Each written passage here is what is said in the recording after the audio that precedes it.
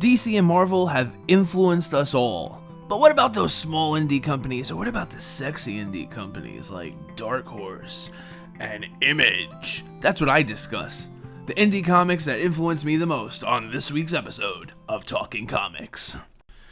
What is up, everybody? Patrick Hickey Jr. here, Editor-in-Chief of Legacy Comics, bringing you another edition of Talking Comics. This week out, we are going to have a ton of fun. I had so much fun with you guys last week talking about the Marvel comics that influenced me the most. So I figured, you know what, before we went to DC, we had to talk about indie comics because Legacy Comics is an indie company, and I think we embody the DIY, sexy indie nature of the business. We do everything out of, like, my man cave. I'm talking to people on Zoom. I have writers and artists that I've never met from all over the world, and we're bonded by this awesome love of comic books. How you can't get more indie than that. So, if you guys don't know, I'm Patrick Hickey Jr. I have over 17 years of journalism experience. I've written 7 books on video game history in the Minds Behind the Games book series. I've contributed to several video game books as well.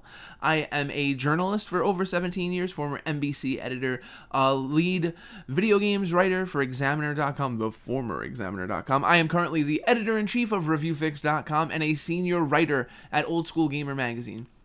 I've also been in the comic book industry for a couple of years, working for lesser-known comics and now Legacy Comics, penning Condry, The Job, Dem Goals, Kroom, Brooklyn Bleeds, and I edit all of our books, and I letter some of them too. So love comics, love pop culture. That is why I'm here. So this week out, we're going to be talking about indie comics that shaped me as a writer. My hope is that I introduce you to some series that you've never read before, and get you interested in them. That's the whole hope, to like kind of just spread the love, spread the wildfire. I've listened to so many great comic book podcasts where it's like I end up learning and finding out about books and artists and writers that I never heard of before. So that's kind of like our hope here at Legacy Comics, to do the same exact thing, and for you guys to kind of understand that we're just like you, that we love this stuff, and maybe take a chance on one of our books. So, without any further ado, I just want to say that even though this is a list of 10, it's really hard to rank these. I don't want to say 1 is 1 and 2 is 2, and so we're just going to have 10 things, and even though I'll say 10, 9, 8, all of these guys could be a number 1. All of these guys could be a number 10, depending on the day. So we're going to start off with the Jimmy Palmiotti, Garth Ennis, Back to Brooklyn. I remember reading this book at like 3 o'clock in the morning one night, and it was so good that I had to call up one of my friends and say, dude, you have to read this. So the art in here is awesome. If you grew up on films like Goodfellas and those classic mob films, it's got some twist in it. It's a little dark. Garth Ennis, you guys know what I'm talking about. Garth Ennis is, he's a character. I recently interviewed him for ReviewFix on his Tankies graphic novel. He's smart. He's cool, but this is dark. This is like a little, this isn't your normal, like, Sopranos type tale. There's a lot to uncover and go on here. Murder mystery stuff, some badass. If you like Kick-Ass, there's some Kick-Ass in here. Kick-Ass did not make the cut, even though Mark Miller, another guy I've interviewed for ReviewFix, love him, could totally have gone on here. Kick-Ass could have totally been on here. Kronos could have totally been on here. But yeah, Back to Brooklyn. If you're into mafia tales in Brooklyn, check it out. Next, Kabuki by David Mack, another guy that I've interviewed. I interviewed David Mack when I was in college because I was such a huge fan of his work on Daredevil with Brian Michael Bendis. And I have to say, the story of Kabuki isn't groundbreaking to me. It doesn't I don't go, oh my god, you gotta read Kabuki because the writing is so fantastic. The writing is very good. I enjoy the story. It's rich, it's deep, but it's David Mack, as Robbie Liefeld would say, flexing. Kabuki is David Mack flexing his ability as an artist on every single page. Every single page is David Mack just crushing it, telling the story of this woman that's just been battered, torn, ripped apart, and her trying to find all of the pieces. So if you're into like that David Mack watercolor style, which I know I am, Condry is immensely influenced by that. When I spoke about this series with Kieran X. Quinn Our artist, I said, dude, David Mack, man. David Mack, Frank Miller. If we could find a way to encapsulate David Mack and Frank Miller and add in this like badass vigilante, we got something. And thank you, David Mack. You're awesome. So yeah, Kabuki. Next, Wild Rover. Michael Oeming. Ironically, this is another guy that I've interviewed. I've interviewed every person on this list so far. That's pretty crazy. Wild Rover is a one-shot from Michael Avon Oeming, who you may remember from Powers. I'm trying to remember what else he's done. He's done a ton of stuff in the comic book industry.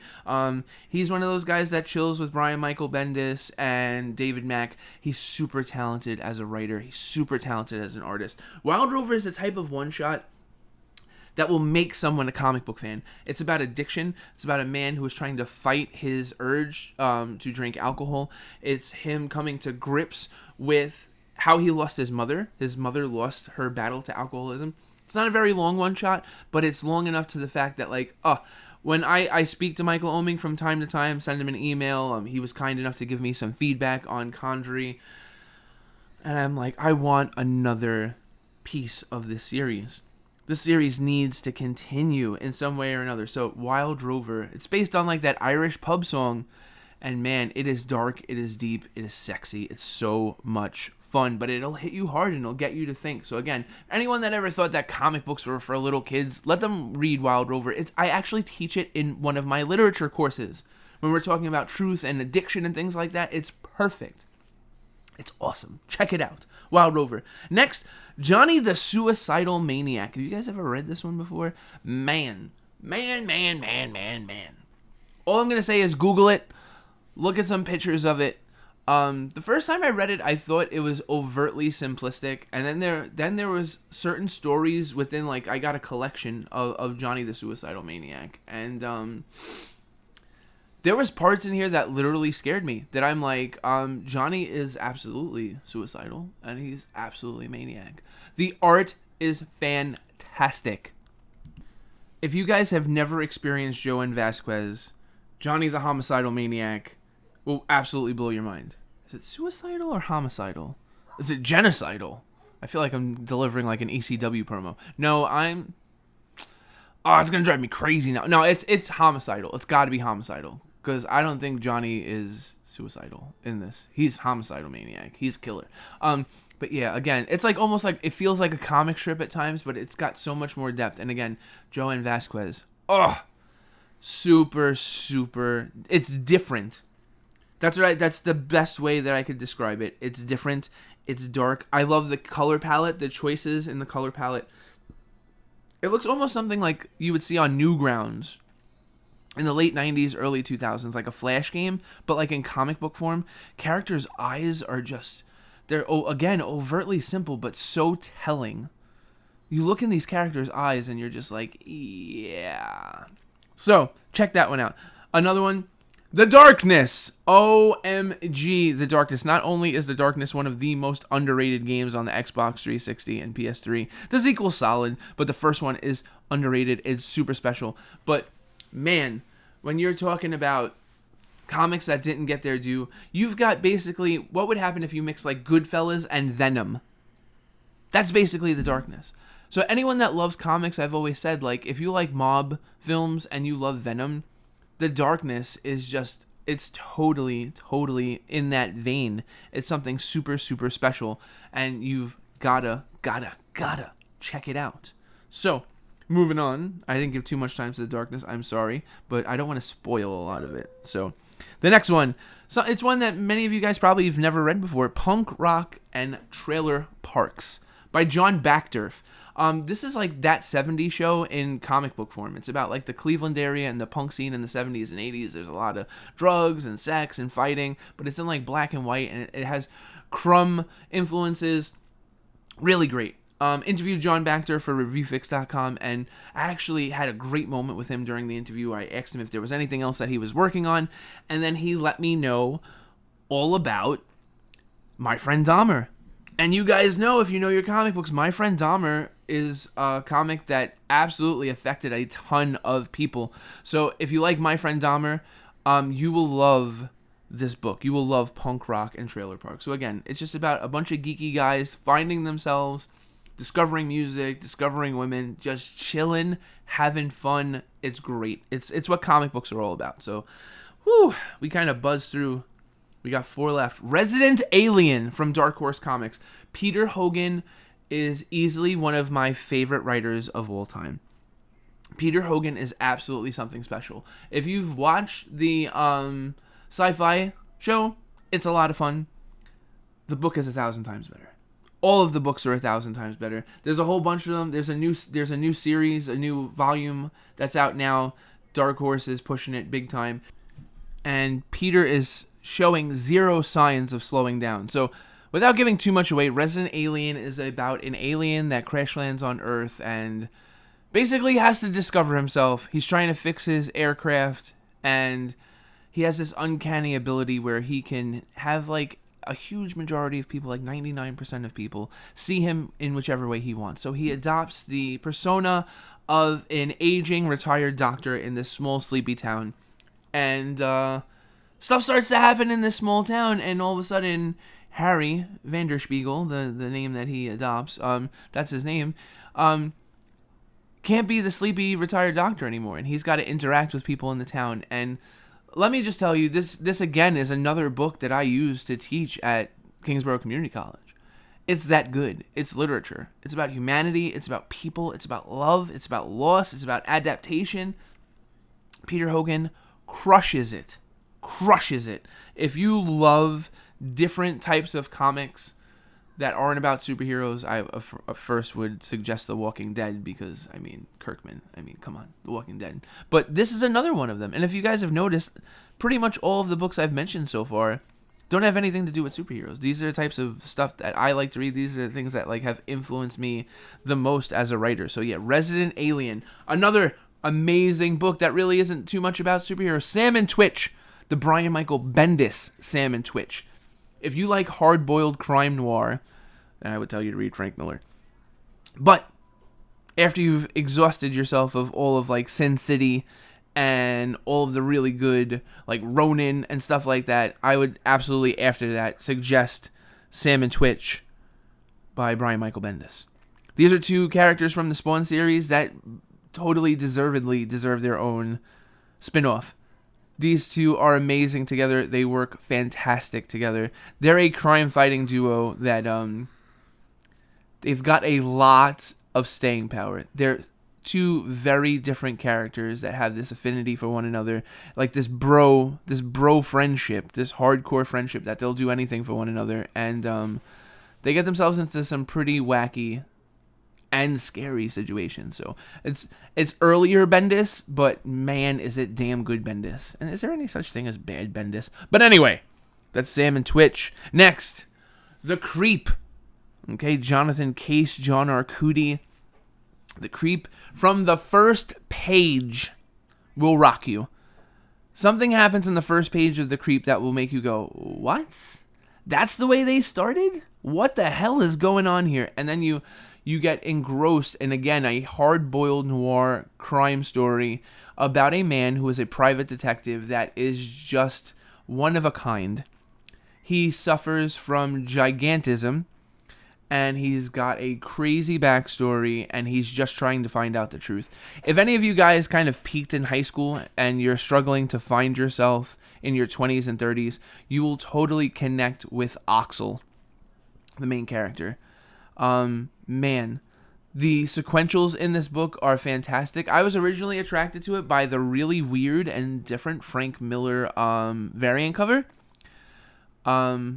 Really unique variant where I was kind of like, what's this? And then when you open it up, obviously it doesn't look anything like Frank Miller, but I mean, Jonathan Case, John Arcudi crush this book. I know I said crush before, but this is one that like you will not see the ending coming at all, and you'll definitely want to tell your friends about it. So again, there's no superheroes here, there's no superpowers or anything. It's just about real people doing real shit and really having to discover themselves.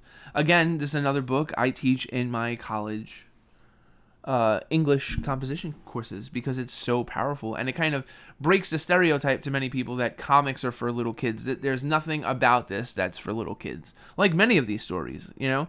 And then lastly, If there had to be a number one, it would be this one. And it's for sentimental reasons. But The Goon by Eric Powell. This is a buddy comedy, noir, zombie, magic book that, like, man. So, real talk, I remember it was like 2009. I was doing a podcast, and the guys at Galaxy Comics in Brooklyn, New York were giving me free graphic novels every week to review. And we were, they were sponsoring the podcast and da-da-da-da-da, and it was great. It was great. But Robin Buckwalter, the guy that worked at Galaxy at the time, would be like, he would just suggest things to me. And this is how I got into The Walking Dead. This is how I got into Marvel Zombies. This is how I got into a lot of this stuff. The Darkness. But The Goon.